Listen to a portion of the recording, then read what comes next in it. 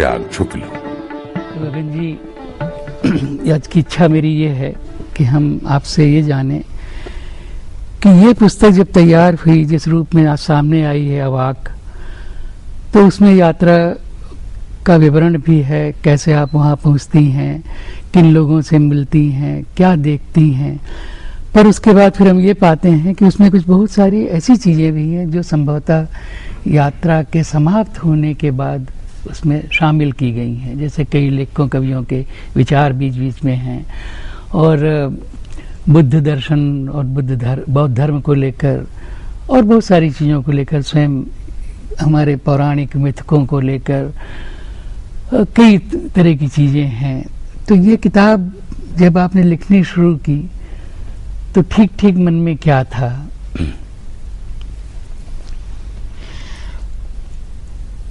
जो यात्रा की थी जिस पर ये किताब आधारित है, वो यात्रा बहुत निजी संकल्प के रहते की थी। तो उस यात्रा के बारे में कभी लिखूंगी ये नहीं सोचा था। इसलिए जो यात्रा हुई वो एक आंतरिक यात्रा अपने स्वभाव में ही थी।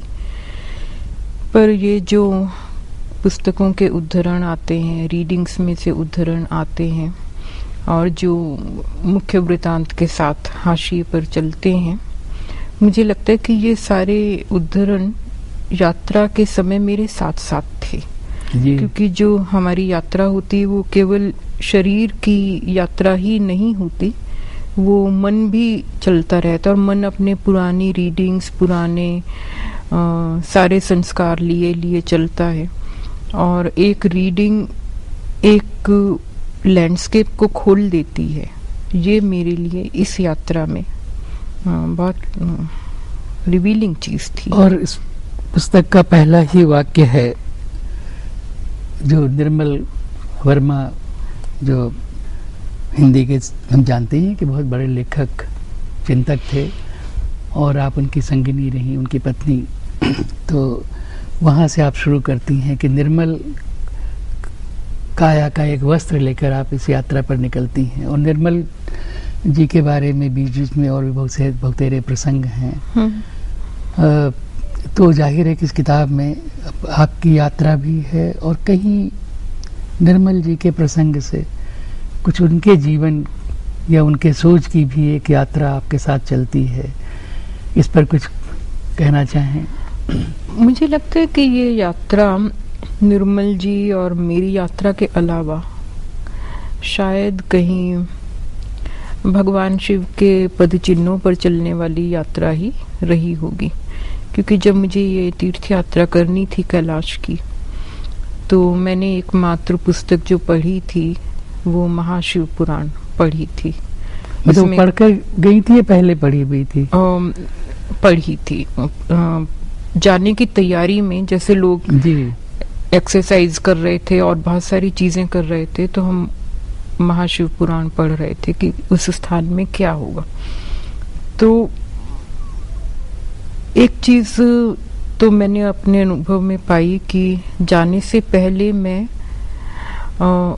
उतना धार्मिक इंटेंसिटी वाली व्यक्ति नहीं थी, लेकिन इस यात्रा के दौरान मेरे अनुभव में कुछ चीजें ऐसे साक्षात आईं कि मेरा मन झुकना शुरू हुआ।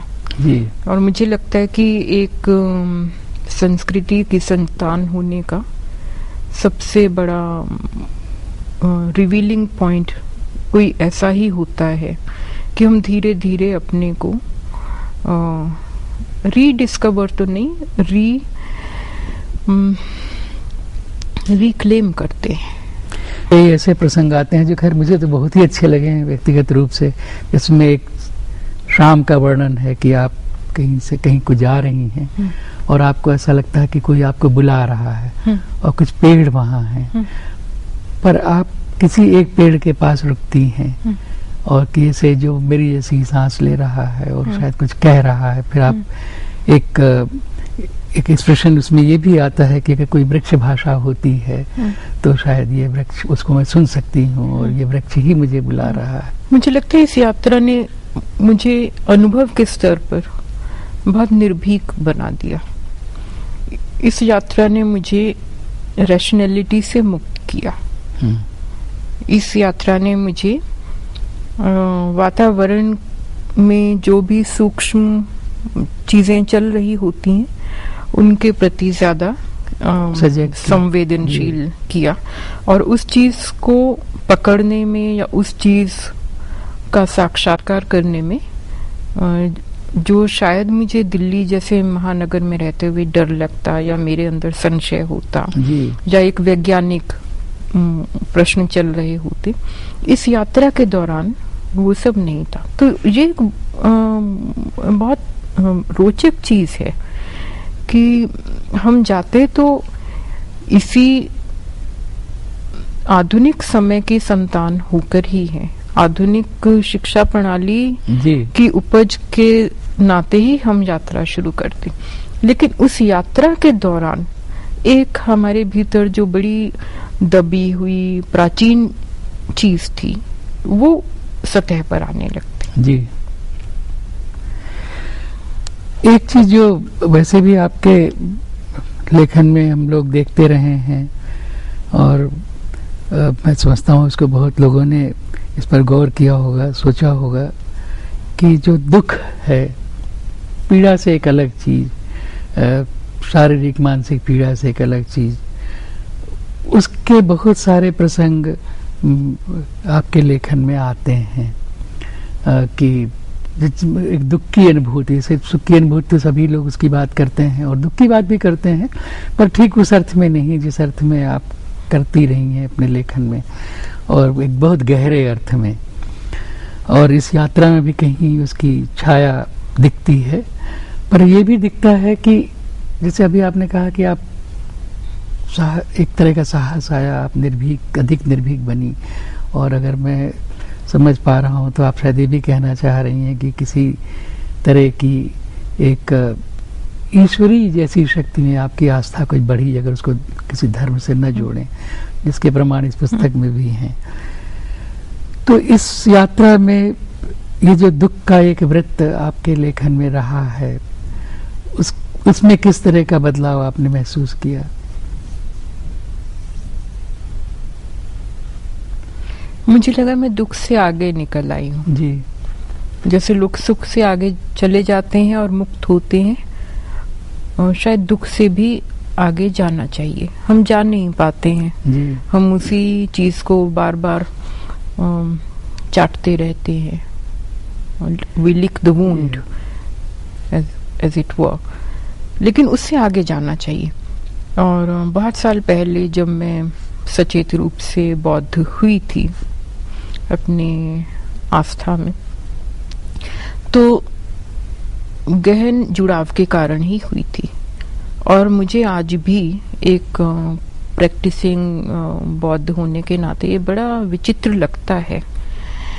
मैं गौतम बुद्ध को बार बार उनके बारे में सोचती हूँ, उन्हें प्रश्नांकित भी करती हूँ कि दुख के अनुभव के बाद वैराग्य में चले जाना ये तो संभव है, ये अनुभव में भी इसका एक लॉजिक बनता है, पर जो व्यक्ति सुखी था, सुखी दाम्पत्य में था, वो कैसे एक बाहरी घटना देखकर सब छोड़कर जा सकता है? ये एक बुद्धिस्ट होने के नाते भी मुझे अभी तक समझ में नहीं आता। और मुझे अब भी लगता है कि अगर मेरे जीवन में व्यक्तिगत शोक के, वियोग के प्रसंग ना आए होते तो मैं कभी बौद्ध होती। मुझे लगता है कि मैं बड़ी खुशी से हिंदू रही होती, और कहीं आज भी एक पक्ष है जो बहुत जीना चाहता है, बहुत जुड़ाव महसूस करना चाहता है, और ये उम्र कहें या अनुभव कहें, जो भी छाया हम अपने मन में लेकर चलते हैं, ये बड़ी सोचने की चीज है कि समय के साथ साथ हम सिर्फ चीजें हमसे छूट जाती हैं। जैसे जैसे हम बड़े होते जाते हैं, हमारे लगाव उस अनुपात में नहीं आते हैं जिस अनुपात में हमसे छिन जाते हैं।